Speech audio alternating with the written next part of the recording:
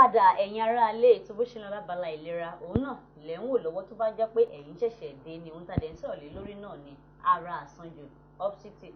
Màmá àkókò tí ń kó wa ní pápá mọ́ra mo fẹ́ ká tètè ṣe pápápá. Tí mo wá fẹ́ béèrè lọ́wọ́ yín ni wípé báwo ni èèyàn ṣe lè dènà rẹ̀ àti wípé àwọn ohun èèyàn lè máa ṣe láti má jẹ́ kí ara àsanjù wà fún yàn. Ẹ ṣe ẹni kí la lè fi dènà ẹ̀. Àkọ́kọ́ náà nítorí pé mo sọ̀rọ̀ kan lẹ́ẹ̀kan mo ní àwọn èèyàn mi ń ṣègbè nítorí pé wọn ò ní ìmọ̀ kọ́ wá àwọn dókítà tó kọ́ṣẹ́ mọṣẹ́ tó mọ̀ nípa ìjìnlẹ̀ ìlera kì í ṣe pé quack doctor kan lọ sódà àwọn bírú general hospital yẹn hospital ìjọba àti àwọn ṣé wọn pé sì wọ́n ti kọ́ àwọn hospital tá à ń pè ní health center náà yẹn náà wà lárọ̀ọ́wọ́tó wa bí alábọ́dé téèyàn lè lọ àwọn tó bá dé bá rí pé àwọn dókítà náà tó jẹ́ pé wọ́n kọ́ṣẹ́ wọn mọṣẹ́ aládàáni náà wà bóyá ó súnmọ́ etí ilé wọn kán lọ gba ìdánilẹ́kọ̀ọ́ kán má fi òògùn nírun orí fífọ́ ṣó ti yé wa bẹ́yẹn ìyẹn ìgbésẹ̀ kínní tí ìgbésẹ̀ kejì ni wípé tó bá ti gba ìmọ̀ràn yẹn kán tẹ̀lé pé wọ́n fún olóògùn lọ́hùn ni o kán máa lò lóòrèkóòrè nítorí pé tí wọ́n bá sọ wípé ókè o òògùn yìí rèé o bírú tọ̀dọ̀ tiwa báyìí ń sin òògùn yìí rèé ògùn yẹn tábìlẹ̀tì náà fún wa tó bá fi sẹ́nu bá ó kóró ògùn yẹn àgbo ìbílẹ̀ náà fún mi ó kóró ó tí ì ràn rẹ̀ lọ́wọ́ nìyẹn mo fẹ́ kó ràn rẹ̀ lọ́wọ́ nípa àmọ̀ràn tó bá ti fún ẹ nílé dókítà pé gba ògùn yìí kó lò ẹ wo woman tí mo sọ̀rọ̀ ẹ̀ fún wa lẹ́ẹ̀kan yẹn woman yẹn ńgbà tí ó sọ ní ọmọ ẹ̀ sọ wípé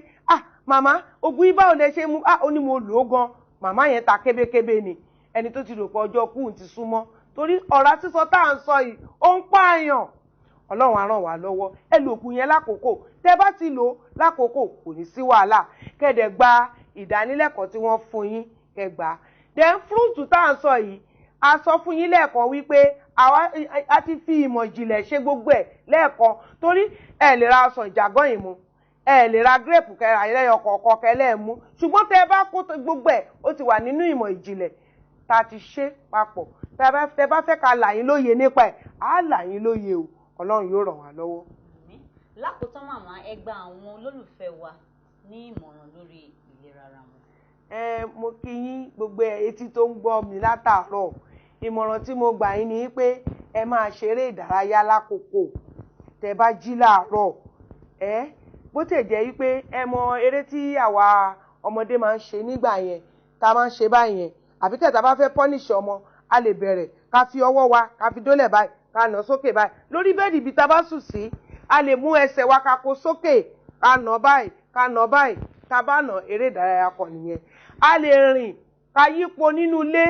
ká yípo dáadáa nínú ilé bíi máìlì bíi ká rìn tó bíi 10 times or 12 times or 15 times ká rìn yípo tó bá jẹ́ pé mùsùlùmí ni wá ni a lè máa sọ pé láìláì yíláìláì ká máa yípo tó bá jẹ́ kìrìsìtẹ́nì wa Olúwo ṣeun tí mo jí láàárọ̀ yìí láàárọ̀ kùtùkùtù kẹjí àwọn oògùn kan tí ó máa ṣẹ́ jáde lára yín àwọn oògùn yẹn ó máa dára lọ́pọ̀lọpọ̀ eléyìí ní kọ́kọ́ ẹ̀rí tí a bá tún ṣe yẹn tán tá a bá jẹun a bá jí láàárọ̀ kùtùkùtù mo sọ kinní kan mo ní kẹjẹ́ ká máa mu omi máa dáa o omi máa jẹ́ kí àwọn kankan à ń pe kinní kan ní remnant àwọn oúnjẹ tá a jẹ tó jẹ́ pé kò undigested foods ẹ máa lọ sílé ìgbọ̀nsẹ̀ ẹ ṣe ìgbọ̀nsẹ̀ yẹn dànù tẹ́ bá mu omi á fọ ìfun yín á fọ gbogbo àfọ̀ mọ́ mo gbàgbé kinní kan látàárọ̀ ẹ̀yin yìí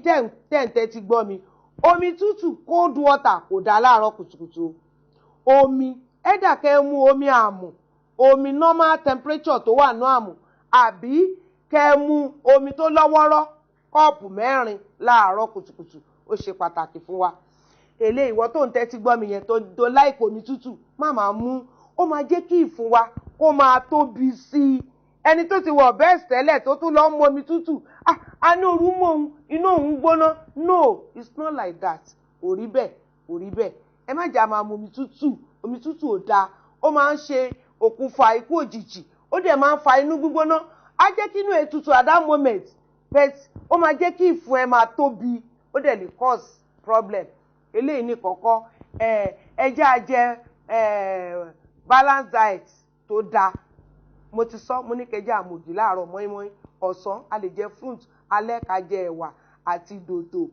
Ẹ̀rí tá a bá ní diabetes a lè jẹ dòdò. Tá a bá dé ní diabetes kẹrẹ́ yìí kì í ṣe àrùn tó ń pani, ìyẹn téèyàn ò bá tọ́jú ẹ̀ ló lè pààyàn. Ṣùgbọ́n àwa lè jẹ ọ̀gẹ̀dẹ̀ dúdú àti cabbage tí mo sọ fún wa yẹn, ẹ jẹ́ ààrẹ sí, ó dà àbí ṣàṣàrò. Àwọn nǹkan tó wà níbí báyìí a lè jẹ lálẹ́, a lè jẹ lọ́sàn-án. Àárọ̀ ní ká jẹ ajé oúnjẹ gidi, Ọlọ́run yóò ràn wá lọ́wọ́. Ẹ ṣé bẹ́ẹ̀ tí ń tẹ́tí gbọ́ wa. Ọlọ́run yóò ràn wá lọ́wọ́ bí màmá ti sọ òun náà lẹ ti gbọ́ láti ẹnu akọ́ṣẹ́mọṣẹ́ dókítà lórí béèyàn ṣe lè dènà ara àsanjù àti àwọn nǹkan téèyàn lè ṣe béèyàn bá tẹ̀ tí wá sanra lásànjù.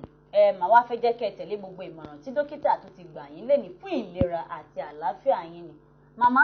ẹ ṣe pé a pè yín tí ẹ jẹ́ wá ẹ̀kọ́ àtúntò látàárọ̀.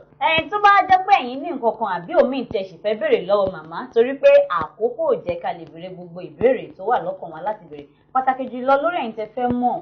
sí nípa èso àti àwọn àǹfààní tó sodo sínú èso jíjẹ. Ẹ pé màmá wa Christy Adeleye sórí ẹ̀rọ ìbánisọ̀rọ̀ 07086806007